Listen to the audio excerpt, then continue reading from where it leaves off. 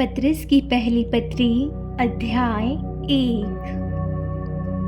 पतरस की ओर से जो यीशु मसीह का प्रेरित है, उन परदेशियों के नाम जो पुन्तुस, गलातिया, कप्पदुकिया, आसिया और बिथुनिया में तितर बितर होकर रहते हैं और परमेश्वर पिता के भविष्य ज्ञान के अनुसार आत्मा के पवित्र करने के द्वारा आज्ञा मानने और यीशु मसीह के लहू के छिड़के जाने के लिए चुने गए हैं, तुम्हें अनुग्रह और शांति बहुतायत से मिलती रहे। एक जीवित आशा। हमारी प्रभु यीशु मसीह के परमेश्वर और पिता का धन्यवाद हो, जिसने यीशु मसीह के मरे हुओं में से जी उठने के द्वारा अपनी बड़ी दया से हमें जीवित आशा के लिए नया जन्म दिया, अर्थात एक अविनाशी और निर्मल और अजर मिरास के लिए जो तुम्हारे लिए स्वर्ग में रखी है, जिसकी रक्षा परमेश्वर की सामर्थ्य से विश्वास के द्वारा उस उद्धार के लिए जो आने वाले समय में प्रकट होने वाली है की जाती है। इस कारण तुम मगन होते हो, यद्यपि अवश्य है कि अभी कुछ दिन के लिए नाना प्रकार की परीक्षाओं के कारण दुख में हो, और यह इसलिए है कि तुम्हारा परखा हुआ विश्वास, जो आग के ताए हुए नाशवान सोने से भी कहीं अधिक बहुमूल्य है, यीशु मसीह के प्रकट होने पर प्रशंसा और महिमा और आदर का कारण ठहरे। उससे तुम बिन देखे प्रेम रखते हो, और अब तो उस पर बिन देखे भी विश्वास करके ऐसे आनंदित और मगन होते हो, जो वर्णन से बाहर और महिमा से भरा हुआ है, और अपने विश्वास का प्रतिफल अर्थात आत्माओं का उद्धार प्राप्त करते हो। इसी उद्धार के विषय में उन भविष्यवक्ताओं ने बहुत खोजबीन और जांच पड़ताल की, जिन्होंने उस अनुग्रह के विषय में जो तुम पर होने को था भविष्यवाणी की थी। उन्होंने इस बात की खोज की कि मसीह का आत्मा जो उनमें था और पहले ही से मसीह के दुखों की और उसके बाद होने वाली महिमा की गवाही देता था, वह कौन से और कैसे समय की ओर संकेत करता था। उन पर यह प्रकट किया गया कि वे अपनी नहीं वरन तुम्हारी सेवा के लिए ये बातें कहा करते थे, जिनका समाचार अब तुम्हें उनके द्वारा मिला, जिन्होंने पवित्र आत्मा के द्वारा जो स्वर्ग से भेजा गया था तुम्हें सुसमाचार सुनाया। और इन बातों को स्वर्गदूत भी ध्यान से देखने की लालसा रखते हैं। पवित्र जीवन जीने की बुलाहट। इस कारण अपनी अपनी बुद्धि की कमर बांधकर और सचेत रहकर उस अनुग्रह की पूरी आशा रखो, जो यीशु मसीह के प्रकट होने के समय तुम्हें मिलने वाला है। आज्ञाकारी बालकों के समान अपनी अज्ञानता के समय की पुरानी अभिलाषाओं के सदृश न बनो, पर जैसा तुम्हारा बुलाने वाला पवित्र है, वैसे ही तुम भी अपने सारे चाल चलन में पवित्र बनो, क्योंकि लिखा है, पवित्र बनो क्योंकि मैं पवित्र हूँ। और जबकि तुम हे पिता कहकर उससे प्रार्थना करते हो, जो बिना पक्षपात हर एक के काम के अनुसार न्याय करता है, तो अपने परदेशी होने का समय भय से बिताओ, क्योंकि तुम जानते हो कि तुम्हारा निकम्मा चाल चलन जो बाप दादों से चला आता है, उससे तुम्हारा छुटकारा चांदी सोने अर्थात नाशवान वस्तुओं के द्वारा नहीं हुआ, पर निर्दोष और निष्कलंक मेमने अर्थात मसीह के बहुमूल्य लहू के द्वारा हुआ। उसका ज्ञान तो जगत की उत्पत्ति से पहले ही जाना गया था, पर अब इस अंतिम युग में तुम्हारे लिए प्रकट हुआ। उसके द्वारा तुम उस परमेश्वर पर विश्वास करते हो, जिसने उसे मरे हुओं में से जिलाया और महिमा दी, कि तुम्हारा विश्वास और आशा परमेश्वर पर हो। अतः जबकि तुमने भाईचारे की निष्कपट प्रीति के निमित्त सत्य के मानने से अपने मनों को पवित्र किया है, तो तन मन लगाकर एक दूसरे से अधिक प्रेम रखो, क्योंकि तुमने नाशवान नहीं पर अविनाशी बीज से परमेश्वर के जीवित और सदा ठहरने वाली वचन के द्वारा नया जन्म पाया है।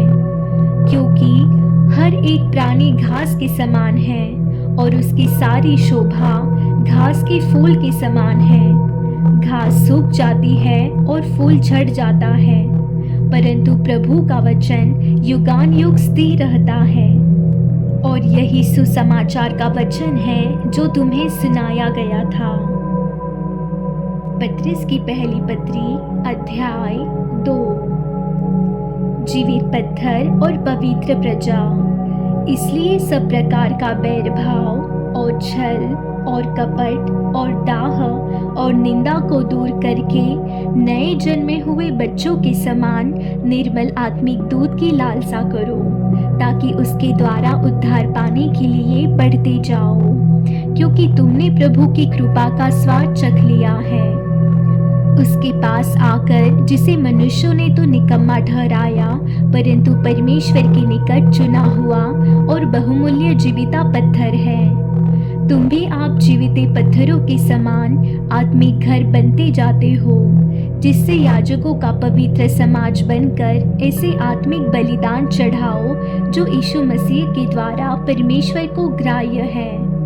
इस कारण पवित्र शास्त्र में भी आया है, देखो मैं सियोन में कोने के सिरे का चुना हुआ और बहुमूल्य पत्थर धरता हूँ, और जो कोई उस पर विश्वास करेगा वह किसी रीति से लज्जित नहीं होगा। अतः तुम्हारे लिए जो विश्वास करते हो वह तो बहुमूल्य है, पर जो विश्वास नहीं करते उनके लिए जिस पत्थर को राजमिस्त्रियों ने निकम्मा ठहराया था, वही कोनों का सिरा हो गया और ठेस लगने का पत्थर और ठोकर खाने की चट्टान हो गया है। क्योंकि वे तो वचन को न मानकर ठोकर खाते हैं, और इसी के लिए वे ठहराए भी गए थे। पर तुम एक चुना हुआ वंश और राजपदधारी याजकों का समाज और पवित्र लोग और परमेश्वर की नीच प्रजा हो, इसलिए कि जिसने तुम्हें अंधकार में से अपनी अद्भुत ज्योति में बुलाया है, उसके गुण प्रकट करो। तुम पहले तो कुछ भी नहीं थे, पर अब परमेश्वर की प्रजा हो। तुम पर दया नहीं हुई थी, पर अब तुम पर दया हुई है। मसीही उत्तरदायित्व। हे प्रियो, मैं तुमसे विनती करता हूँ कि तुम अपने आप को परदेशी और यात्री जानकर उन संसारिक अभिलाषाओं से जो आत्मा से युद्ध करती है बचे रहो। अन्य जातियों में तुम्हारा चाल चलन भला हो, ताकि जिन जिन बातों में वे तुम्हें कुकर्मी जानकर बदनाम करते हैं, वे तुम्हारे भले कामों को देखकर उन्हीं के कारण कृपा दृष्टि के दिन परमेश्वर की महिमा करें। परमेश्वर के दास, प्रभु के लिए मनुष्यों के ठहराए हुए हर एक प्रबंध के अधीन रहो। राजा के इसलिए कि वह सब पर प्रधान है, और हाकिमों के, क्योंकि वे कुकर्मियों को दंड देने और सुकर्मियों की प्रशंसा के लिए उसके भेजे हुए हैं। क्योंकि परमेश्वर की इच्छा यह है कि तुम भले काम करने के द्वारा निर्बुद्धि लोगों के अज्ञानता की बातों को बंद कर दो।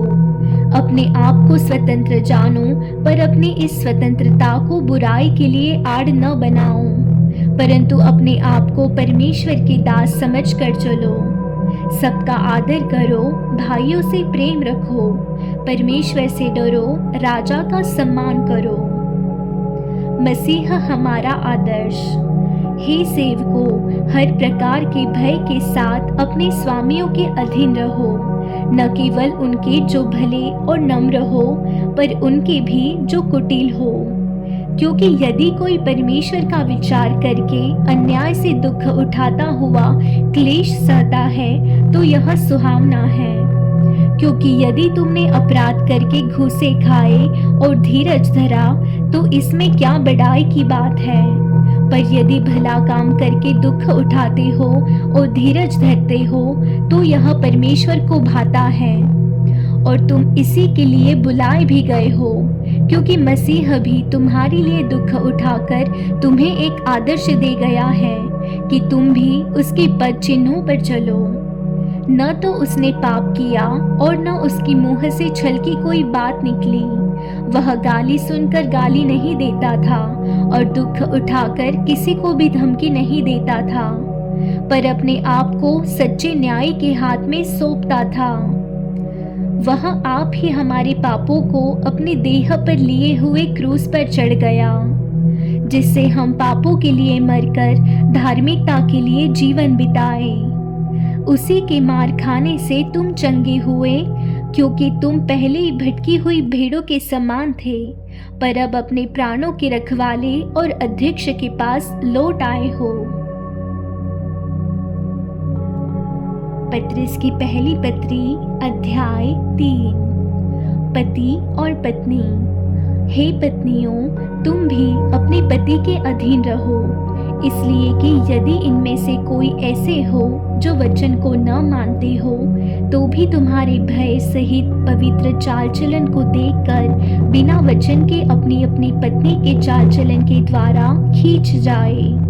तुम्हारा श्रृंगार दिखावटी न हो, अर्थात बाल गूंथना और सोने के गहने या भांति भांति के कपड़े पहनना, वरन तुम्हारा छिपा हुआ और गुप्त मनुष्यत्व नम्रता और मन की दीनता की अविनाशी सजावट से सुसज्जित रहे, क्योंकि परमेश्वर की दृष्टि में इसका मूल्य बड़ा है। पूर्व काल में पवित्र स्त्रियां भी जो परमेश्वर पर आशा रखती थी, अपने आप को इसी रीति से संवारती और अपने अपने पति के अधीन रहती थी, जैसा सारा अब्राहम की आज्ञा में रहती और उसे स्वामी कहती थी। इसी प्रकार तुम भी यदि भलाई करो और किसी प्रकार के भय से भयभीत न हो, तो उसकी बेटियां ठहरोगी। वैसे ही हे पतियों, तुम भी बुद्धिमानी से पत्नियों के साथ जीवन निर्वाह करो और स्त्री को निर्बल पात्र जानकर उसका आदर करो, यह समझकर कि हम दोनों जीवन के वरदान के वारिस हैं, जिससे तुम्हारी प्रार्थनाएं रुक न जाए। भलाई करने के कारण सताओ, अतः सब के सब एक मन और कृपामय और भाईचारे की प्रीति रखने वाले और करुणामय और नम्र बनो। बुराई के बदले बुराई मत करो और न गाली के बदले गाली दो, पर इसके विपरीत आशीष ही दो, क्योंकि तुम आशीष के वारिस होने के लिए बुलाए गए हो। क्योंकि जो कोई जीवन की इच्छा रखता है और अच्छे दिन देखना चाहता है, वह अपनी जीभ को बुराई से और अपने होठों को छल की बातें करने से रोके रहे। वह बुराई का साथ छोड़े और भलाई ही करे। वह मेल मिलाप को ढूंढे और उसके यत्न में रहे, क्योंकि प्रभु की आंखें धर्मियों पर लगी रहती हैं और उसके कान उसकी विनती की ओर लगे रहते हैं, परंतु प्रभु बुराई करने वालों के विमुख रहता है। यदि तुम भलाई करने के लिए उत्तेजित रहो, तो तुम्हारी बुराई करने वाला फिर कौन है? यदि तुम धर्म के कारण दुख भी उठाओ, तो धन्य हो, पर लोगों के डराने से मत डरो और न घबराओ, पर मसीह को प्रभु जानकर अपने अपने मन में पवित्र समझो। जो कोई तुमसे तुम्हारी आशा के विषय में कुछ पूछे, उसे उत्तर देने के लिए सर्वदा तैयार रहो, पर नम्रता और भय के साथ, और विवेक भी शुद्ध रखो, इसलिए कि जिन बातों के विषय में तुम्हारी बदनामी होती है, उनके विषय में वे जो मसीह में तुम्हारे अच्छे चाल चलन का अपमान करते हैं लज्जित हो। क्योंकि यदि परमेश्वर की यही इच्छा हो कि तुम भलाई करने के कारण दुख उठाओ, तो यह बुराई करने के कारण दुख उठाने से उत्तम है। इसलिए कि मसीह ने भी, अर्थात अधर्मियों के लिए धर्मी ने, पापों के कारण एक बार दुख उठाया, ताकि हमें परमेश्वर के पास पहुंचाए। वह शरीर के भाव से तो घात किया गया, पर आत्मा के भाव से जिलाया गया। उसी में उसने जाकर कैदी आत्माओं को भी प्रचार किया, जिन्होंने उस बीते समय में आज्ञा न मानी, जब परमेश्वर नूह के दिनों में धीरज धरकर ठहरा रहा, और वह जहाज बन रहा था, जिसमें बैठकर थोड़े लोग अर्थात 8 प्राणी पानी के द्वारा बच गए। उसी पानी का दृष्टांत भी, अर्थात बपतिस्मा, यीशु मसीह के जी उठने के द्वारा अब तुम्हें बचाता है। इससे शरीर के मेल को दूर करने का अर्थ नहीं है, परंतु शुद्ध विवेक से परमेश्वर के वश में हो जाने का अर्थ है वह स्वर्ग पर जाकर परमेश्वर की दाहिनी ओर बैठ गया और स्वर्गदूत और अधिकारी और सामर्थी उसके अधीन किए गए हैं। पत्रस की पहली पत्री अध्याय 4। परिवर्तित जीवन। इसलिए जबकि मसीह ने शरीर में होकर दुख उठाया तो तुम भी उसी मनसा को हथियार के समान धारण करो, क्योंकि जिसने शरीर में दुख उठाया वह पाप से छूट गया, ताकि भविष्य में अपना शेष शारीरिक जीवन मनुष्यों की अभिलाषाओं के अनुसार नहीं वरन परमेश्वर की इच्छा के अनुसार व्यतीत करे। क्योंकि अन्य जातियों की इच्छा के अनुसार काम करने और लुचपन की बुरी अभिलाषाओं, मतवालापन, लीला क्रीड़ा, पियक्कड़पन और घृणित मूर्ति पूजा में जहाँ तक हमने पहले समय गवाया वही बहुत हुआ। इससे वे अचंबा करते हैं कि तुम ऐसे भारी लुचपन में उनका साथ नहीं देते, और इसलिए वे बुरा भला कहते हैं। पर वे उसको जो जीवितों और मरे हुओं का न्याय करने को तैयार है लेखा देंगे, क्योंकि मरे हुओं को भी सुसमाचार इसीलिए सुनाया गया कि शरीर में तो मनुष्यों के अनुसार उनका न्याय हो, पर आत्मा में वे परमेश्वर के अनुसार जीवित रहे। परमेश्वर के भले भंडारी। सब बातों का अंत तुरंत होने वाला है, इसलिए संयमी होकर प्रार्थना के लिए सचेत रहो। सब में श्रेष्ठ बात यह है कि एक दूसरे से अधिक प्रेम रखो, क्योंकि प्रेम अनेक पापों को ढांप देता है। बिना कुड़कुड़ाए एक दूसरे का अतिथि सत्कार करो। जिसको जो वरदान मिला है वह उसे परमेश्वर के नाना प्रकार के अनुग्रह के भले भंडारियों के समान एक दूसरे की सेवा में लगाए। यदि कोई बोले तो ऐसा बोलो मानो परमेश्वर का वचन है। यदि कोई सेवा करे तो उस शक्ति से करे जो परमेश्वर देता है, जिससे सब बातों में यीशु मसीह के द्वारा परमेश्वर की महिमा प्रकट हो। महिमा और साम्राज्य युगानुयुग उसी का है। आमीन। मसीह के दुखों में सहभागी होना। हे प्रियो, जो दुख रूपी अग्नि तुम्हारी परखने के लिए तुम में भड़की है, इससे यह समझकर अचंबा न करो कि कोई अनोखी बात तुम पर बीत रही है, पर जैसे जैसे मसीह के दुखों में सहभागी होते हो आनंद करो, जिससे उसकी महिमा के प्रकट होते समय भी तुम आनंदित और मगन हो। फिर यदि मसीह के नाम के लिए तुम्हारी निंदा की जाती है तो तुम धन्य हो, क्योंकि महिमा का आत्मा जो परमेश्वर का आत्मा है तुम पर छाया करता है। तुम में से कोई व्यक्ति हत्यारा या चोर या कुकर्मी होने या पराये काम में हाथ डालने के कारण दुख न पाए, पर यदि मसीह होने के कारण दुख पाए तो लज्जित न हो, पर इस बात के लिए परमेश्वर की महिमा करें, क्योंकि वह समय आ पहुंचा है कि पहले परमेश्वर के लोगों का न्याय किया जाए, और जबकि न्याय का आरंभ हम ही से होगा तो उनका क्या अंत होगा जो परमेश्वर के सुसमाचार को नहीं मानते। और यदि धर्मी व्यक्ति ही कठिनाई से उद्धार पाएगा तो भक्तिहीन और पापी का क्या ठिकाना। इसलिए जो परमेश्वर की इच्छा के अनुसार दुख उठाते हैं वे भलाई करते हुए अपने अपने प्राण को विश्वासियों के सृजनहार के हाथ में सौंप दें। पत्रस की पहली पत्री अध्याय 5। प्राचीनों और नवयुवकों को संदेश। तुम में जो प्राचीन हैं, मैं उनके समान प्राचीन और मसीह की दुखों का गवाह और प्रकट होने वाली महिमा में सहभागी होकर उन्हें यह समझाता हूँ कि परमेश्वर के उस झुंड की जो तुम्हारे बीच में है रखवाली करो, और यह दबाव से नहीं परंतु परमेश्वर की इच्छा के अनुसार आनंद से, और नीच कमाई के लिए नहीं पर मन लगाकर। जो लोग तुम्हें सौंपे गए हैं उन पर अधिकार न जताओ, वरन झुंड के लिए आदर्श बनो। जब प्रधान रखवाला प्रकट होगा तो तुम्हें महिमा का मुकुट दिया जाएगा जो मुरझाने का नहीं। इसी प्रकार हे नवयुवकों, तुम भी प्राचीनों के अधीन रहो, वरन तुम सब के सब एक दूसरे की सेवा के लिए दीनता से कमर बांधे रहो, क्योंकि परमेश्वर अभिमानियों का विरोध करता है परंतु दीनों पर अनुग्रह करता है। इसलिए परमेश्वर की बलवंत हाथ के नीचे दीनता से रहो, जिससे वह तुम्हें उचित समय पर बढ़ाए।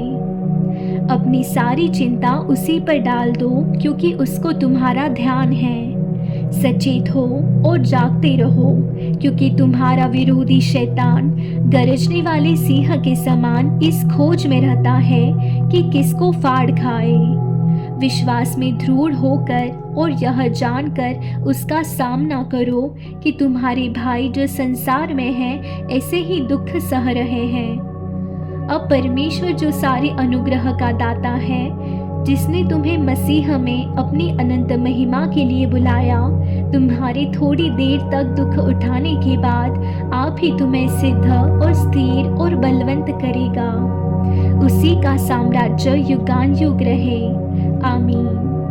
अंतिम अभिवादन।